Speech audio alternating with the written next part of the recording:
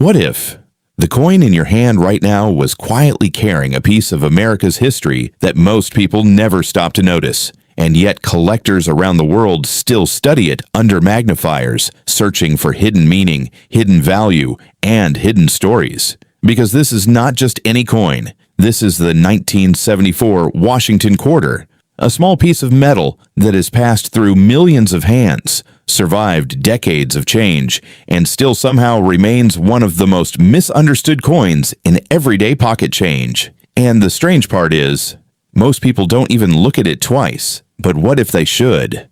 The camera slowly zooms in. Metallic shine under soft light. The sound of a coin spinning on a table. 1974. A simple date. But in the world of coin collecting, even a simple date can open a door into history. By 1974, the United States was going through a period of transition. The country had already moved away from silver in its everyday quarters nearly a decade earlier. Since 1965, quarters were no longer made of solid silver, but instead produced with a copper core layered between nickel-clad surfaces. That change alone transformed every quarter after that era into something different, something modern, something overlooked. And the 1974 quarter sits right in the middle of that transformation.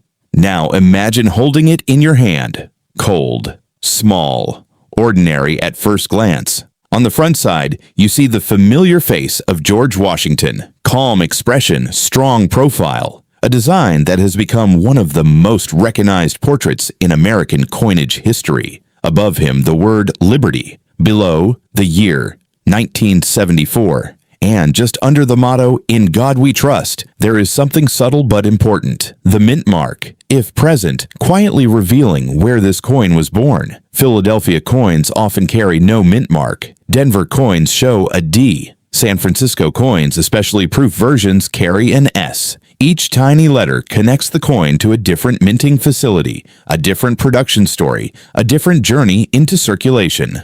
Now flip the coin. This is where the story expands.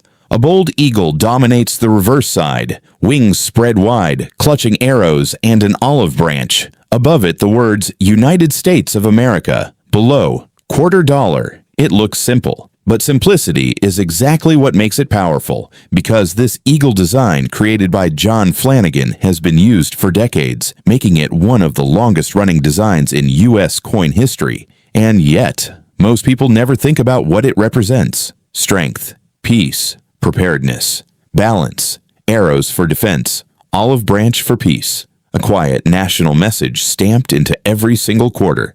But here's where the story becomes more interesting. Collectors don't just see design, they see detail. And in the 1974 quarter, those details matter more than most people realize. Because while millions were struck, not all coins survive in the same condition. Some are scratched, some are worn smooth, some have been buried in jars, wallets, vending machines, and car cup holders for decades, and a small percentage remain surprisingly sharp. Crisp edges, clean lettering, strong eagle feathers still visible. Those are the coins that collectors pay attention to, not because they are rare in production, but because they are rare in condition. And that brings us to one of the most important ideas in coin collecting. Condition is everything. A 1974 quarter in normal circulated condition is still worth 25 cents, but the same coin in uncirculated high-grade condition can become significantly more desirable to collectors. Why?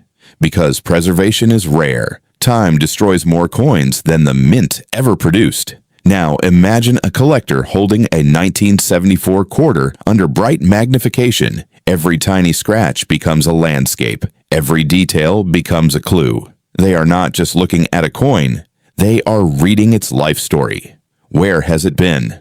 What machines has it passed through? How many hands has it traveled across? This is where coin collecting becomes something deeper than money. It becomes emotional archaeology. And somewhere in this world of detail, another layer exists. Mint marks and variations. Coins from Philadelphia, Denver and San Francisco each carry subtle differences in production history. San Francisco often produced proof coins, specially struck pieces made for collectors, with sharper details and mirror-like surfaces. Denver and Philadelphia coins, on the other hand, were built for circulation, meant to move, to be spent, to disappear into everyday life. And that contrast creates two completely different worlds for the same design. One world is preserved, the other is lived. Now, here comes a question that every viewer eventually asks.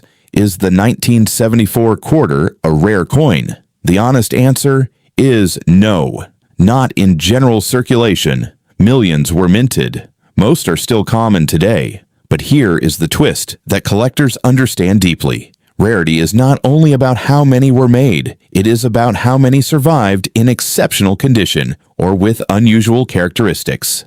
Some coins may show minor striking variations, slight misalignments, or wear patterns that collectors call errors or varieties. But in the case of the 1974 quarter, no legendary or widely recognized rare error defines it. And that is important to understand because real coin collecting is not about fantasy value. It is about real history, real production, real survival. Still, even without dramatic rarity, the 1974 quarter holds collector interest.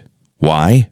Because it represents an era, a transition point, the post-silver generation of American coinage, a time when coins stopped being precious metals and started becoming industrial art. And that shift changed everything. Now zoom in again.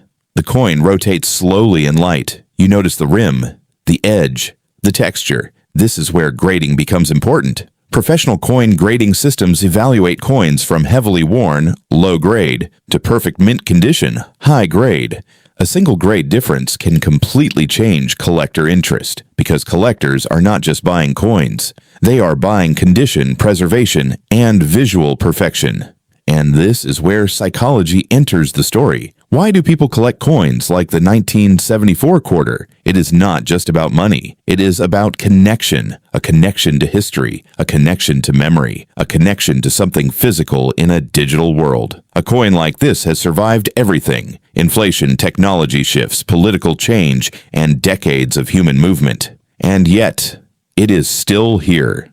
Think about that for a moment. This small quarter might have been used in a vending machine in the 1970s, or saved in a jar during the 1980s, or forgotten in a drawer for decades before being rediscovered. Every coin has a journey, and no two journeys are exactly the same. That is what makes collecting powerful. Now imagine one final scene. A collector gently places a 1974 quarter on a black surface. The camera pulls back slowly.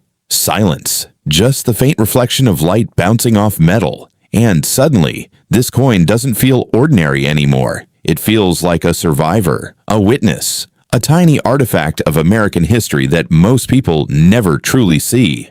So here is the real question, not just about value, not just about rarity, but about attention. How many coins in your own pocket have stories you have never noticed? How many pieces of history are you holding without even realizing it? Because sometimes the most powerful stories are not hidden in museums. They are already in your hand. And if you found this journey into the 1974 Washington quarter even slightly eye-opening, there are countless other coins with hidden stories waiting to be uncovered. The question is, will you ever look at your change the same way again? And more importantly, what coin should we explore next?